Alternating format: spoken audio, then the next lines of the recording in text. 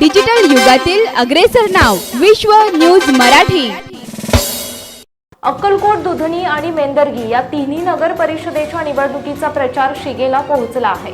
या पार्श्वभूमीवर भाजपच्या नगराध्यक्षपदाचे उमेदवार आणि सर्व नगरसेवक उमेदवारांच्या प्रचारार्थ आता मुख्यमंत्री देवेंद्र फडणवीसांची जाहीर सभा येत्या 30 नोव्हेंबर रोजी अक्कलकोट येथे होणार आहे, अशी माहिती आमदार सचिन कल्याण शेट्टी यांनी पत्रकारांशी बोलताना दिली आहे।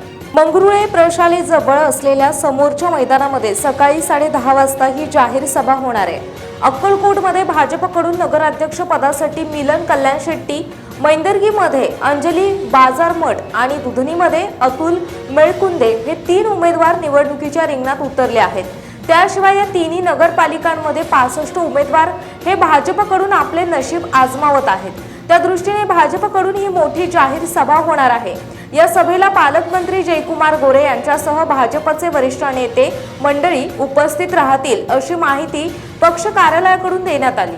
भाजप ही निवडणूक केवळ विकासाच्या मुद्द्यावर लढवत आहे आणि या तिन्ही नगरपालिकांमध्ये आम्हाला यश मिळेल।